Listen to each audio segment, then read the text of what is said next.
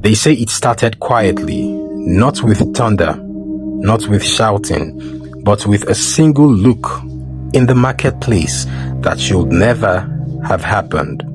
Before that day, the story was simple. Two twin girls were born in the same house, on the same night, to the same mother. Yet, only one of them was truly seen.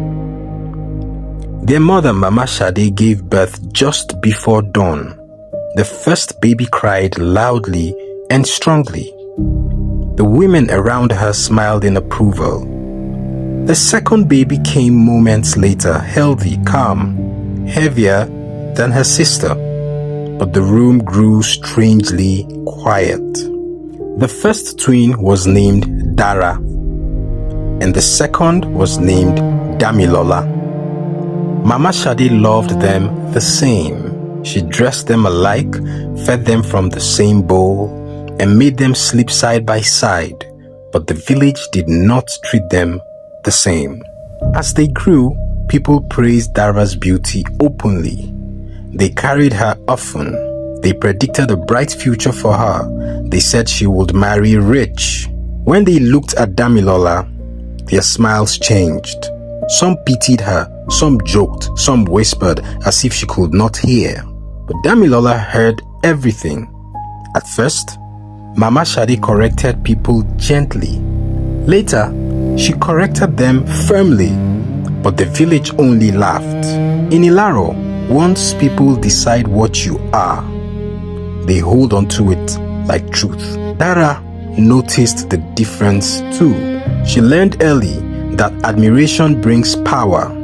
She walked proudly. She spoke confidently. When boys greeted her, she answered sweetly. When women praised her, she accepted it like something she deserved. At home, her teasing of Damilola began as small jokes. If you wear that, it will stretch. Stand behind me. Don't embarrass us. She always said it playfully, so no one could accuse her of cruelty. Damilola stopped responding. She protected herself with silence. She worked hard, spoke politely, and stayed out of trouble. The village called her weak. She was not weak. She was careful.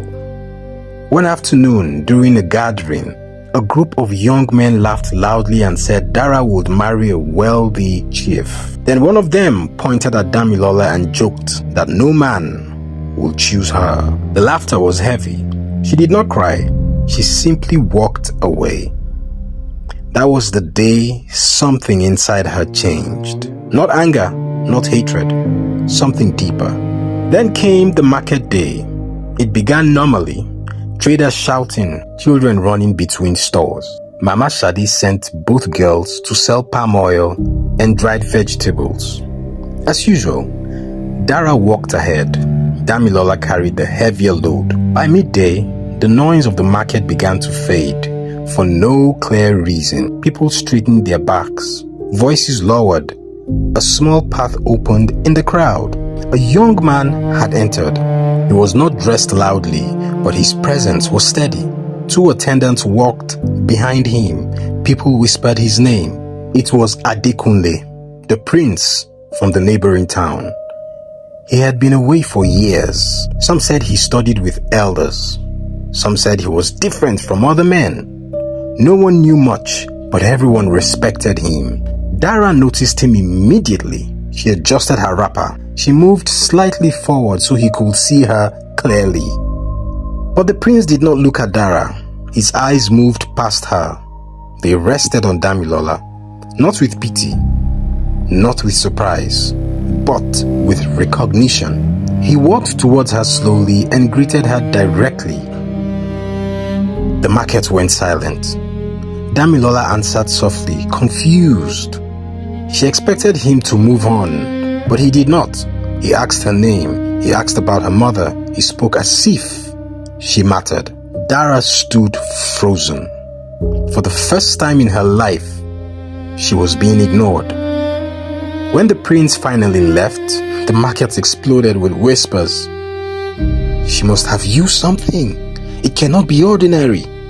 It makes no sense. That evening, the story traveled faster than fire. Dara did not speak much on the way home, but her silence was sharp.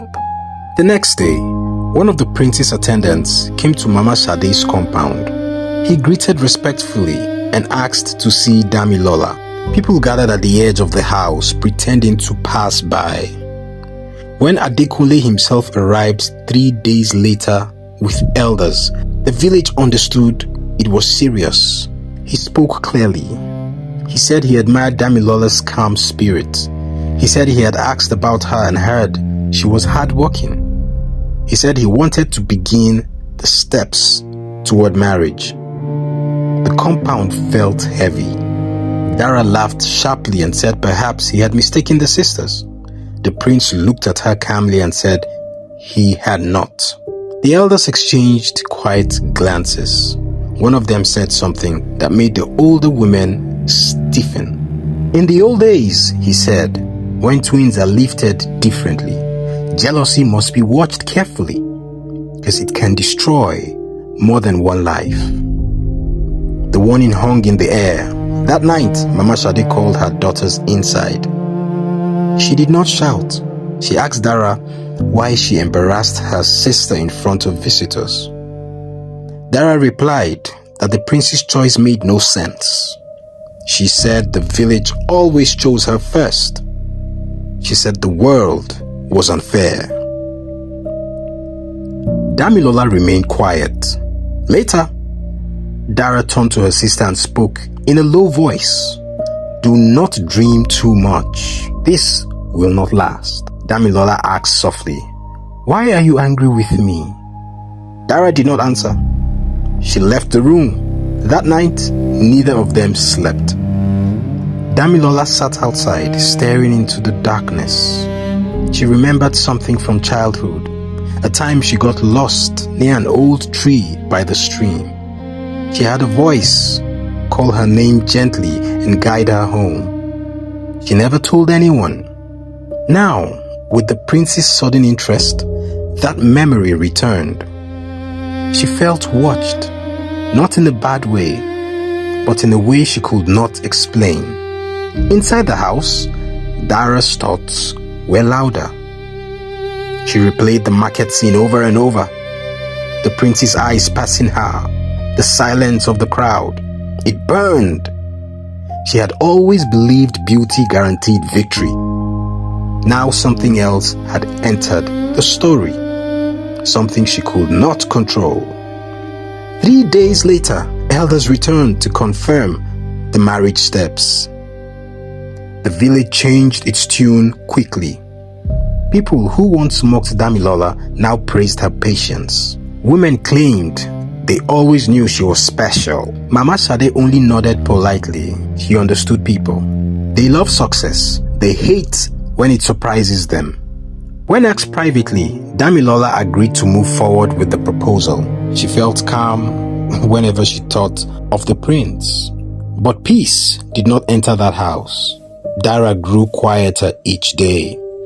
She watched her sister closely. She smiled when others were present. But when alone, her eyes were hard. In Ilaro, danger does not always come from strangers. Sometimes it sleeps in the same room as you. And while the village prepared for celebration, something else was growing, something no elder could fully control. Jealousy. And jealousy, once it decides to act, rarely announces itself first.